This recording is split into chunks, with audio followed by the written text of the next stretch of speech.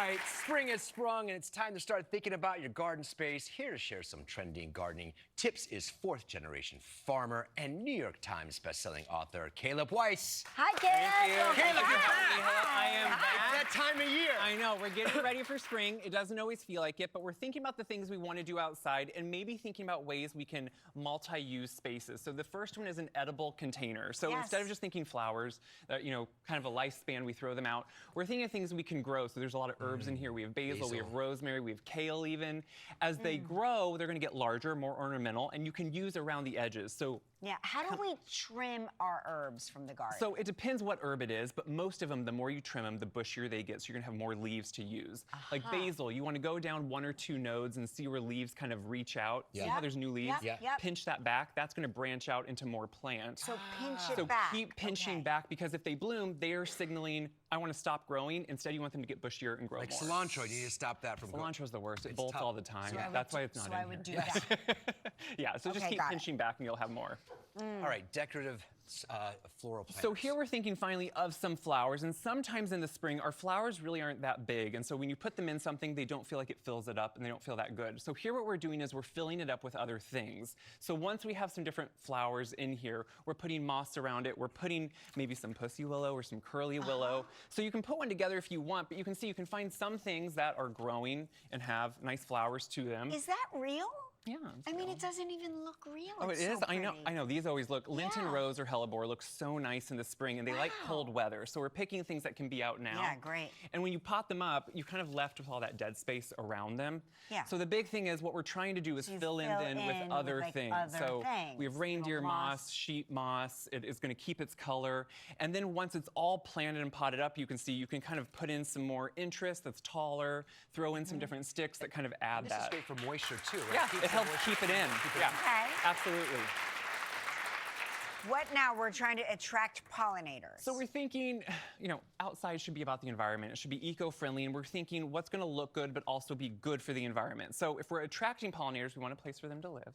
So we have bee habitats for native bees. They also can house butterflies and other good pollinating insects. But then you want to make sure you have plants that are good for them to actually eat on. So, and get what they need. And that's going to be native plants. And wherever we live, that can change, but that gives them what they need to survive and then have a place to live also. So you want to check where you're living to suggest your region, your area, because each area is going to have different natives that do well. Okay, how do you boost your curb appeal? That's the big one, right? We all want the front of our home, and it's kind of the hardest spot to think of because it feels overwhelming. Right. So the first thing I always think of is you need to know that space. So do you get full sun? Do you get part sun? Know that first. So, you know, 4 to 6 hours can be part sun, 6 to 8 hours is full sun, because that's going to determine the plants we have. Right. Then you want to know your USDA growing zone. The country is split into different growing zones, and you can know kind of what plants do well by where you live. And those zones are changing a little bit, yes? About every 10 years, they try to update that list because the temperatures change and fluctuate, and so then you're always up to date on what can do well. Okay. The next one, you want to determine the space you have. I like no less than 4 foot, if not 5 foot, around my house for a bed to be, because you want to be out from any awnings so the rain gets into them. And, you know, you want a mix of things that do really well. So you don't want just a perennial that during the winter looks bad. I have some pictures showing, I like a mix of evergreens that do well and are there year round, but then flowers that will come in. So about 40 to 50% evergreens, the rest a mix of flowers and deciduous shrubs. Is this your house? Yeah, that's my house and my mom's across the road. It's beautiful, just beautiful. Thank you. Yeah.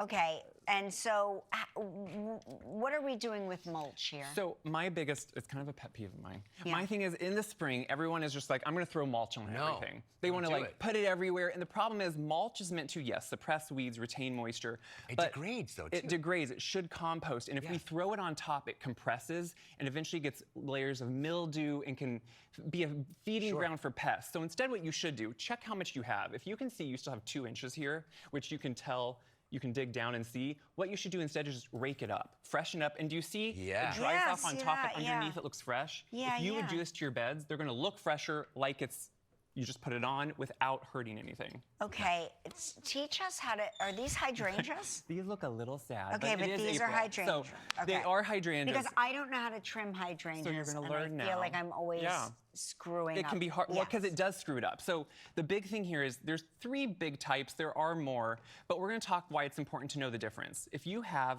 what is considered a big leaf hydrangea, that's usually the really beautiful colored ones Yeah, that the everyone balls, loves. yes. If you prune them at the wrong time, they most likely won't bloom. They need to be pruned right after they bloom in the fall because they set their buds on old wood and then will bloom the following year. Whereas other ones like panicle or smooth or arborensis hydrangea, they bloom on old and new wood. So they can be pruned in the spring right when they're budding, and it determines if you want to shape them or deadhead them, how it works. Because we have problems with ours, because you never know. Some years they're great, and some years they're just... Some a late years we have frost, amazing- And Could sometimes be a late a frost. late frost can nip those buds back too, so sometimes it's not your fault, but if you're pruning them at the wrong time, it can really make a difference. Okay. All right, for a copy of these tips along with more information about Kaleb, go to our website, and we'll be right back.